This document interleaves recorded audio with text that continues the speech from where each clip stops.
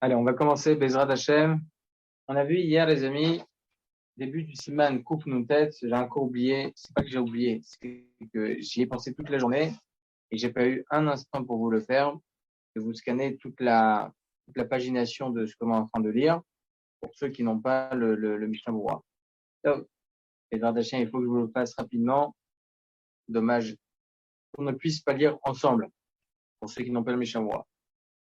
Alors, on a vu hier, les amis, que on avait parlé des ustensiles qui étaient aptes, cachers, pour procéder à la Netilat Yadayim. D'accord? On avait vu que tout ustensile, tant que cet ustensile avait un réceptacle, et en plus de cela, ce réceptacle-là pouvait recevoir plus qu'un réveillite d'eau, donc plus que 81 grammes, alors à ce moment-là, il était caché ce kéli-là, hein, et il était caché pour la Netilat Yadayim.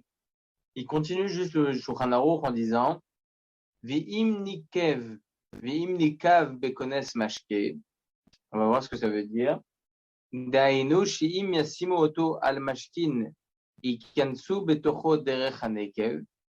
C'est-à-dire que si maintenant il y a un trou, au point où si on rentre l'ustensile en question, on le rentre dans une bassine remplie de liquide, eh bien il y a de ce liquide-là qui rentre à l'intérieur de ce réceptacle.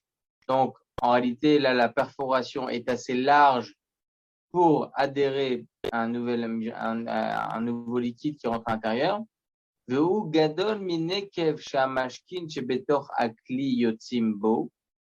D'accord? Et que cette perforation est bien plus importante au point où ça rentre.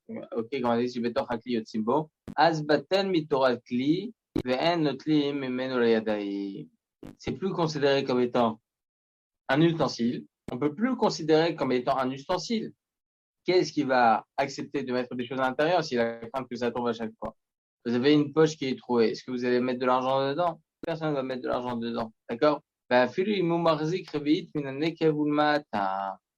Il dit, même si en fin de compte, ce réceptacle peut contenir une quantité d'un réveillite, ok? Depuis l'endroit où il y a la perforation jusqu'en haut, l'homme est chané. L'homme est chané. Étant donné qu'il y a un trou, c'est terminé. Alors, c'est quoi un trou? C'est un révite d'en bas jusqu'au trou, pas du trou jusqu'en haut. J'ai pas Pour qu'il compris. tienne pour qu'il tienne un révite d'eau dans le récipient, il faut qu'il y ait le trou soit au-dessus de l'eau qui va être dans le récipient. Donc, ça Exactement. fait un révite en dessous du trou. Azak. Ah, j'ai pas dit ça? Non? Vous avez dit en Ah, dessus. ah non, désolé. Minanekev ou Lumata, c'est-à-dire depuis là où il y a le trou jusqu'en bas. C'est ça. Ouais, ouais. D'accord? C'est-à-dire que si maintenant vous avez un Kelly, pas dans le bas du Kelly, vous avez un trou, là c'est évident. C'est un problème. Là, le trou, il est au-dessus. Mais je me dis, attends. Dans l'absolu, si je casse tout ça depuis le trou, je casse tout et je garde que ce qui est cachère. Et là, maintenant, ça fait un réveil. Ça devrait être bon. Je dis non. Tant que le trou, il est présent dans le Kelly, même s'il y a de quoi pour pouvoir contenir plus qu'un réveil depuis le bas du trou jusqu'en bas, ok? Le Mishneh, ça reste non. D'accord? Alors, on va essayer d'un peu plus développer ce principe. En quoi c'est un problème? En quoi c'est un problème? Alors, regardez. C'est écrit comme ça dans le Rambam. Le Rishon qui a rapporté ça. Il dit comme ça. Perek Vav, Halacha Yud Aleph. Ilchot Brachot, Perek Vav, Halacha Yud Aleph. Donc, il dit comme ça le Rambam. Donc, tous les ustensiles qui étaient cachers, etc., et non cachers pour la Netilat Yadayim. Et ensuite, il dit la chose suivante. Vekelim shnishberu shvira, ametaheret otan mide tum'a. Regardez les termes employés par le Rambam. Et là, il vient nous expliquer, excusez-moi les amis, je rappelle, des ustensiles qui sont cassés. Un ustensile qui s'est cassé. Jvira, une cassure, à metaheret otan midetuma, qui vient purifier le keli de sa touma, de son impureté. En notnim baem liyadem mipnei she'en shivrei keli. Pas avec un tel ustensile cet ustensile n'est plus considéré comme tel, mais plutôt comme les restes d'un ustensile, les morceaux cassés d'un ustensile. D'accord? Comme ça, il nous enseigne le Rambam. Ce qui nous intéresse, messieurs, c'est la signification de cette halakha expliquée par le Rambam. Il nous dit pourquoi un tel ustensile n'est pas caché pour parce que c'est un ustensile comme tel. C'est quoi la chose qui va adhérer à une toum'a? C'est quoi la matière qui va être collée par une toum'a si on touche la toum'a avec? Ou bien il y a une toum'a, il y a une impureté qui se trouve dans l'endroit. Uniquement si c'est un ustensile. Si c'est un ustensile, eh bien, le fait est que maintenant, il a de l'importance. Cette matière-là, ce réceptacle a de l'importance par le fait qu'il a un réceptacle. Alors, ce réceptacle-là va adhérer à une toum'a. D'accord? Il va s'imprégner, s'absorber de toum'a. Mais lorsque vous avez des bouts de verre, ces bouts de verre-là, ils ne seront jamais tamés, messieurs. Ils ne seront jamais impurs. C'est pas possible. Parce qu'ils n'ont aucune importance. D'ailleurs, c'est un moussard. Uniquement quelqu'un d'important, il a cette opportunité, Chazé Shalom, de devenir pasoul ou tamé. Mais une personne qui n'a rien, c'est-à-dire, c'est du moussard, je vous parle là. Une personne, son importance fait que le Yitzhak soit présent et malheureusement, il fait des avérotes. Et bon, Hachem, il fait. Mais quelque chose qui n'a pas de sens, qui n'a pas d'utilité, qui n'a pas cette possibilité de s'absorber de Touma. D'accord? C'est pour ça que tous les chivrés kélim, tous les restes d'ustensiles, tous les qui sont cassés, ne peuvent pas adhérer à une impureté. Et d'ici, nous dit donc le Rambam, c'est pour ce cas-là que lorsque vous avez un keli pour faire Netilat Yadayim et qu'il est cassé ce keli, il n'a plus d'importance. Il ne peut plus adhérer à une Toum'a. Il n'a plus d'importance, donc tu ne peux pas le considérer comme tel. Tu ne peux plus considérer un tel ustensile comme tel afin de pouvoir procéder à l'ablution des mains. Comme ça, il nous explique le Rambam, tout simplement. D'accord? On entend très souvent, et on a toujours appris, même quand on était jeune, etc., qu'il ne faut pas utiliser un keli de Netilat qui est perforé, qui est cassé, etc. Pourquoi? Pour quelle raison? Eh bien, on comprend. Le Rambam, il vient nous apprendre qu'un tel ustensile n'est plus considéré comme un réceptacle. Même si maintenant, il a un contenant d'un révite, l'homme échané. Ça ne change rien. En tous les cas, cet ustensile sera impropre à l'utilisation pour l'ablution des mains. Ok, donc on a compris, messieurs, le Rambam. Le Rambam, il n'y a pas besoin de rentrer dans 10 000 détails. Le Rambam, il vient de faire comprendre quelque chose de simple.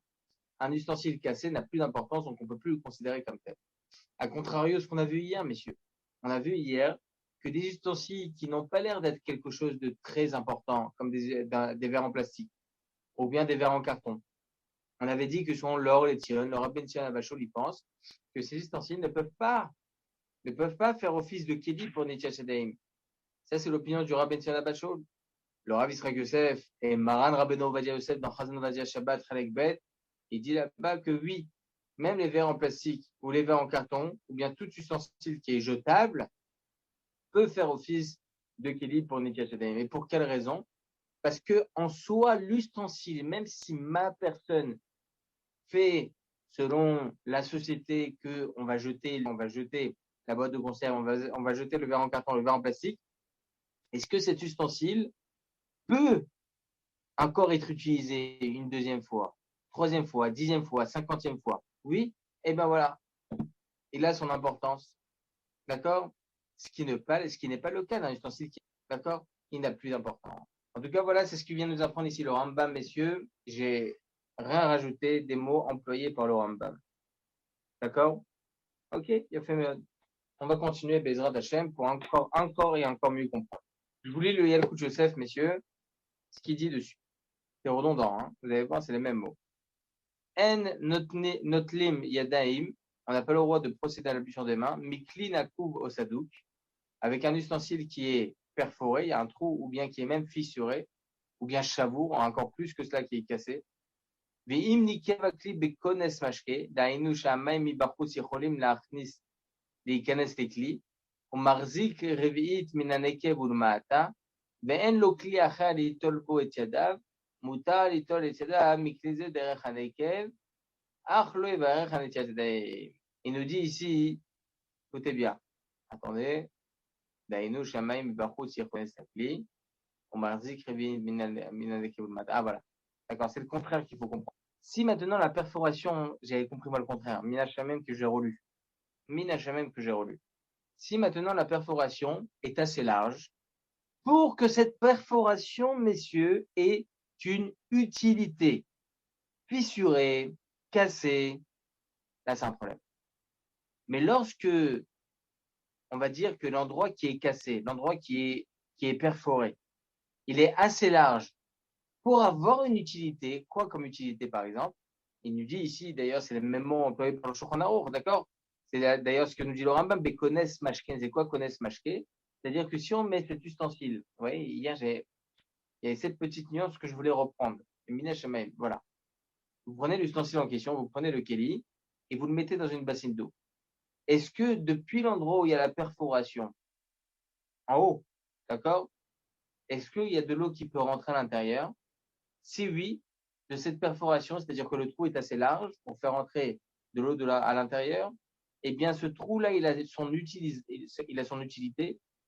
Par extension, l'ustensile restera ustensile parce qu'il garde son importance. Même le trou, il aura une utilité.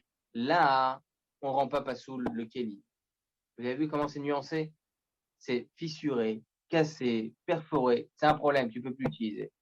Même si depuis la cassure sur le keli jusqu'en bas, on a dit qu'il y a même un réceptacle de plus de 80 grammes, ok, plus qu'un réveil. Quand bien même on a dit que ce keli est impropre à l'utilisation.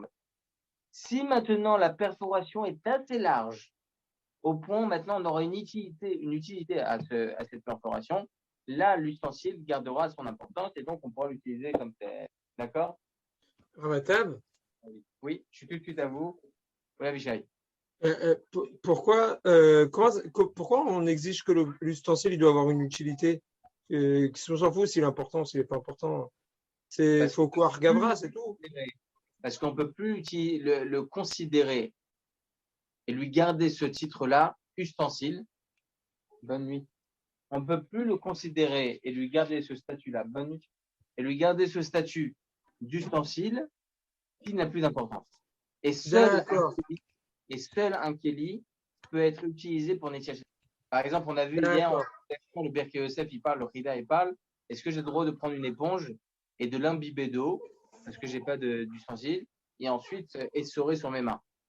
Non, parce que l'éponge n'est pas considérée comme un réceptacle. Et pourtant, si on reprend les termes du Rambam, on devrait dire l'inverse. Parce que si l'ustensile, il a la taille d'une grosse guérette en trou, donc là, on considère qu'il est plus impur parce qu'il est plus utilisable. Donc ça voudrait dire que plus le trou est grand et moins il est utilisable et plus il perd son statut d'ustensile. Si c'est le par rapport à pureté, impureté. Encore une fois, excusez-moi, j'ai pas bien compris. Si j'ai bien compris les termes du Rambam, lui, il dit que c'est par rapport à l'impureté.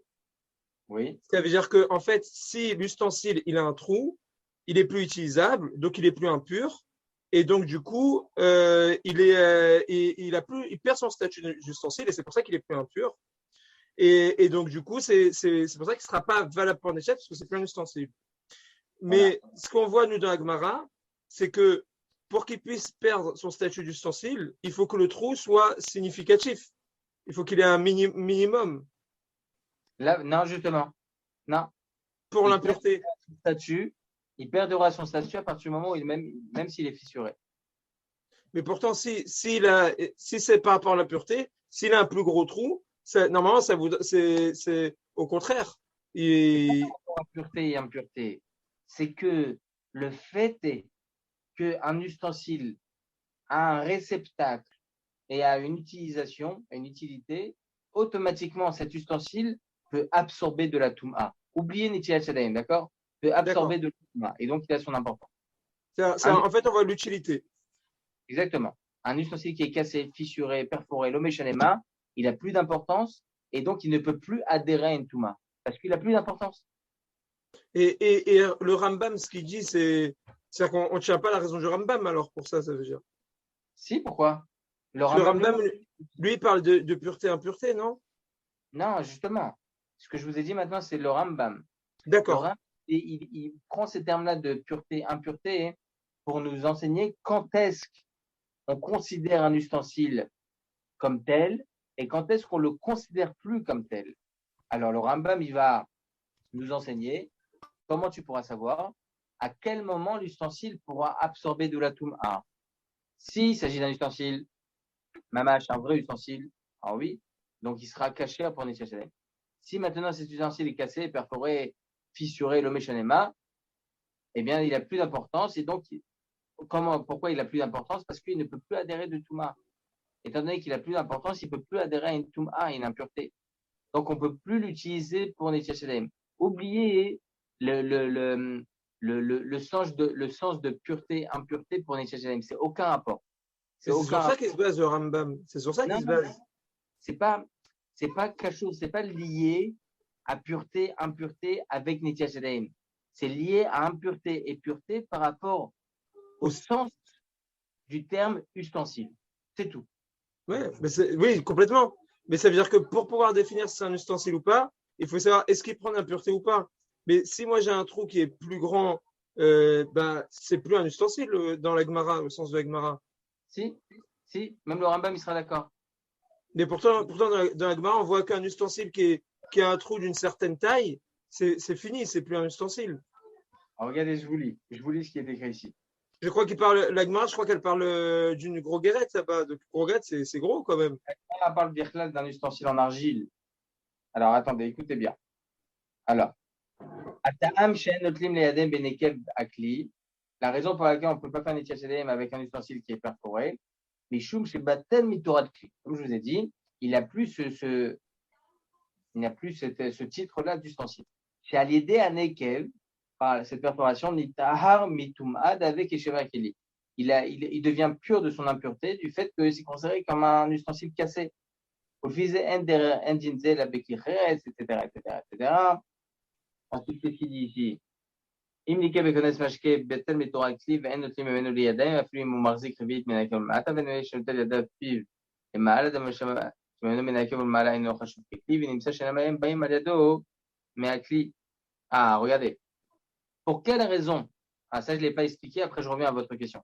Pour quelle raison, si maintenant vous avez un trou sur l'ustensile en haut, ou une fissure, etc., c'est pas caché? Et on s'en fout. Ce trou-là, il est en haut. Est-ce que d'en bas jusqu'au trou, j'ai un révite? Oui. Alors, pourquoi ce ne serait pas caché? Il nous enseigne ici quelque chose de très intéressant. Il dit parce que lorsque je vais utiliser l'ustensile et je vais verser sur mes mains, cette eau-là, elle va passer dans l'endroit aussi, dans ce diamètre-là, minime soit-il, où il y avait la fissure. Même si l'eau ne va pas toucher, elle va passer dans ce diamètre-là, dans ce périmètre où il y a la fissure. Donc, automatiquement, l'eau va passer dans un périmètre où c'est plus considéré comme un ustensile. D'accord? Intéressant. Ça, je ne l'ai pas dit. D'accord? Et donc, selon ce que vous disiez, Avishai, répétez-moi juste la Nekuda. La Nekuda, c'est que normalement, on devrait dire au contraire que si le trou il est grand, là, l'ustensile, parce que là, on rentrerait dans quelque chose qui fait que l'ustensile, c'est plus un ustensile. C'est là que, enfin, si on reprend les termes de la Gemara, vous auriez raison si le trou il est en bas, pas s'il est en haut. Parce que la Gemara, imaginez-vous à l'époque où vous avez des gros tonneaux. D'ailleurs, le Rav Yosef, il rapporte une preuve de là par rapport à certains dynimes.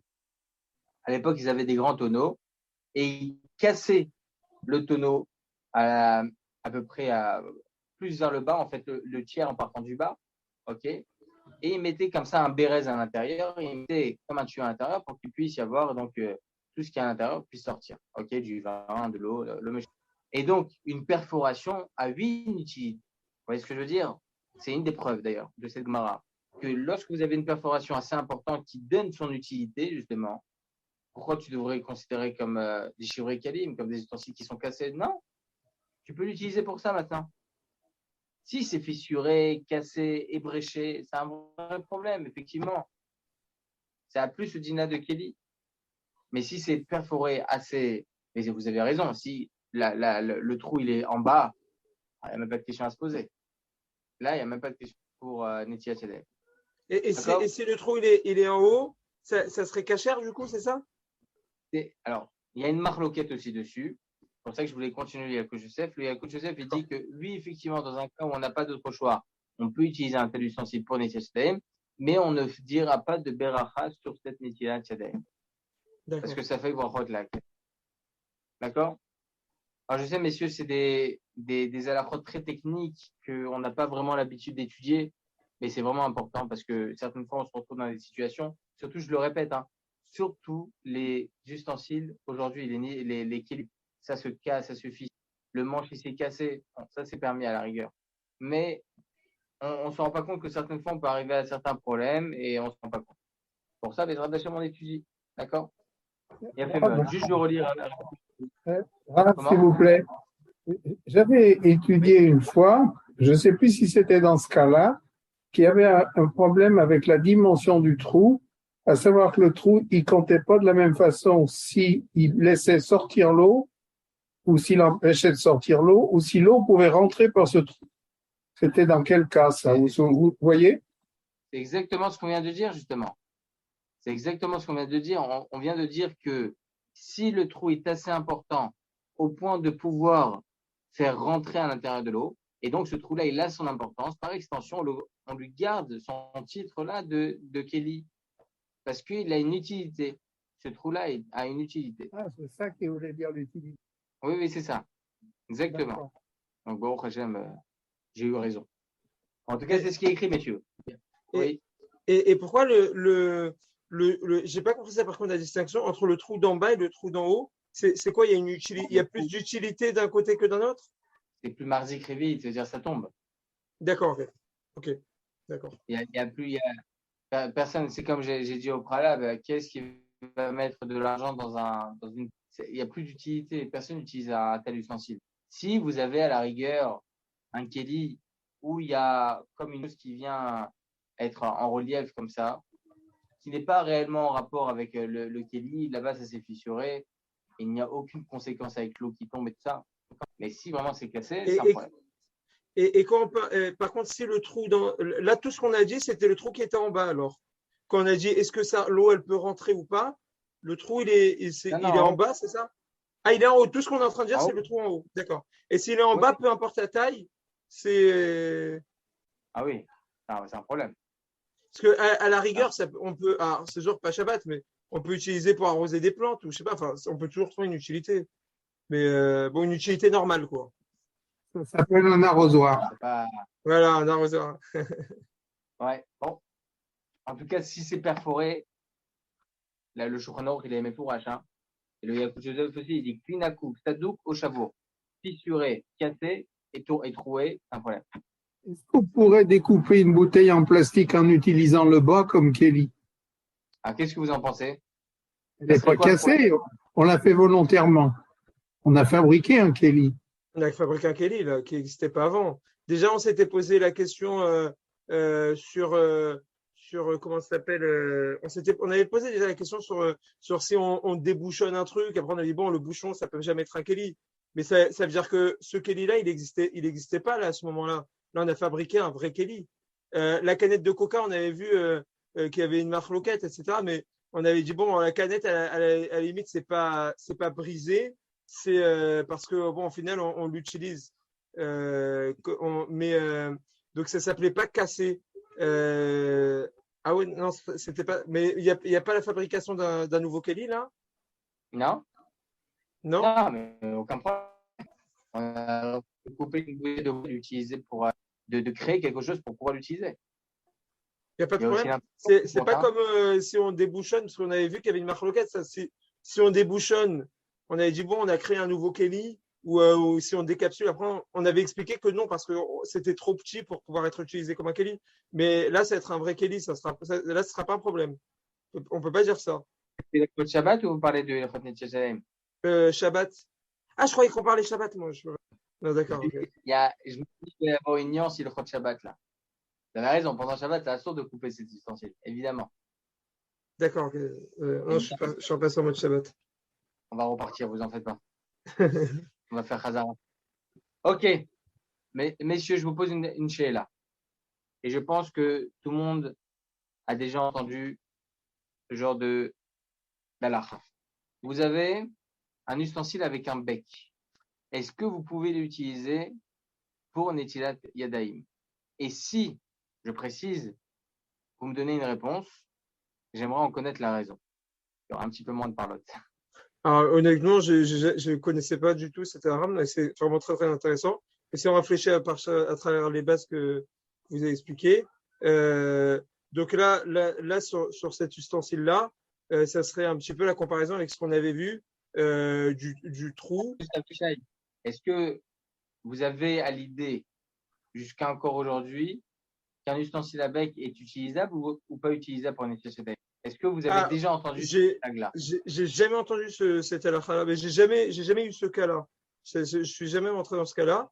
Mais effectivement, si imaginons on n'a pas de keli ou autre, on trouve un ustensile à bec, on veut l'utiliser.